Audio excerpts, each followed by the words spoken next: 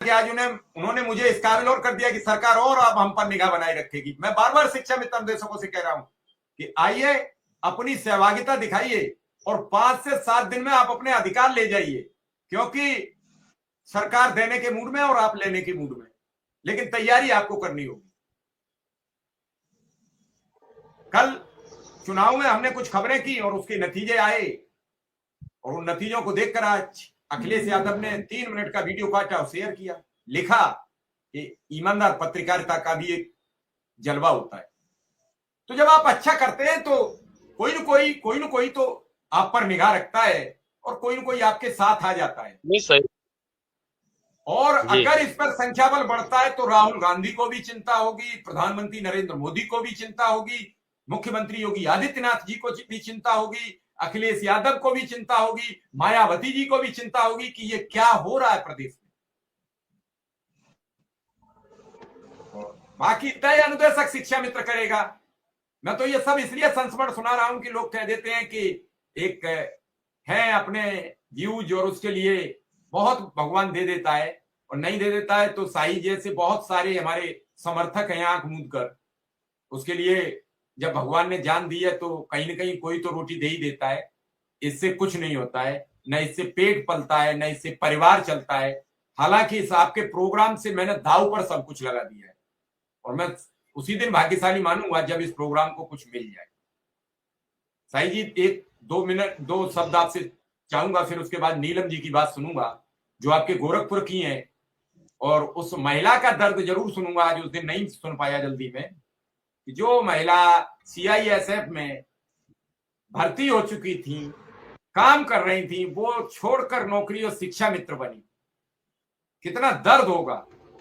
आज वहां होती तो 1 लाख रुपया तनख्वाह पा रही होती और सब इंस्पेक्टर की पोस्ट हो चुकी होती। जी। किस्मत का खेल है सर, साई जी। देखिए सर, ना हमको कुछ मिलना है ना आपको कुछ मिलना है, सीधी सी बात है। हम लोगों के विचार नेक है, नीयत नेक है कि इन लोगों का भला हो जाए, इनकी जिंदगी कुछ आज से बेहतर हो जाए तो हम सबको खुशी होगी, आपको भी खुशी होगी, हमको भी खुशी होगी। हम लोग यही चाहते हैं। बाकी जिनको पाना है उनको कैसे पाना है ये समझना होगा। ऐसे घर बैठे कह रहे फला जा रहा है, वो जा रहा है, ये जा रहा है, ऐसे नहीं होता है कुछ।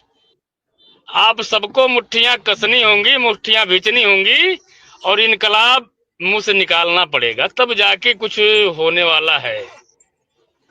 ये प्रकृति का नियम है सर। जब तक बच्चा चिल्लाएगा नहीं, रोएगा नहीं, तब तक माँ भी भोजन नहीं देती है। ये प्रकृति का नियम है, तो प्रकृति के नियम को समझिए। आप भी बच्चे हैं सरकार के। आप जब तक चिल्लाएंगे नहीं जोर से, मुट्ठियां भीजेंगे नहीं, गर्मी जाड़े बरसात को जब तक झेलेंगे नहीं, तब तक ये सरकारें सुनने वाली नहीं। सरकारों के चाल चरित्र कई होते हैं सर। कोई भी जब विपक्ष में रहता है तो उसकी भाषा अलग होती है, वही पार्टी जब सरकार में आ जाती है तो वही सरकारी भाषा होती है, चाहे वो किसी पार्टी की सरकार हो। तो आपको अपने मुद्दे को टारगेट करना होगा। चुनाव तो बीत गया, अब समय आ गया। अब उन लोगों को पकड़िए, आप लोग जो लोग आपके की तीमारदारी आपके जो है रहनुमाई करने का दम भरते थे लोग, उन लोगों को पकड़ने की जरूरत है। और यथाशीघ्र कुछ न कुछ करवाने की, जो लोग कह रहे थे कि चुनाव के बाद निर्णय होगा, तो उन लोगों को पकड़िए, देखिए, समझिए, बतियाइए, और अपने उद्देश्य की प्राप्ति के लिए लग जाइए। अब 2-3 दिन का समय बाकी है, आपको का सूचना समाप्त हो जाएगा। सूचना था वाकई, हालांकि मैं नहीं मानता कि सूचना पूरे प्रदेश में था। मैं नहीं मानता, तमाम नीतिगत फैसले हुए हैं इस दरमियान। लेकिन ठीक है, अब तो ये भी समय बीत गया ना, अब तो कोई बहाना नहीं है ना। अब सरकार को जो करना है वो यथाशीघ्र कर दे, इसी में बेहतरी है। शिक्षा मित्रों की, अनुदेशकों की, आशा बहुओं की, क्या नाम है, ये आंगनबाड़ी कार्यकर्तियों की, रसोइयों, किसी में बेहतरी, और सरकार की भी बेहतरी इसी में है, क्योंकि आगे भी चुनाव होने हैं।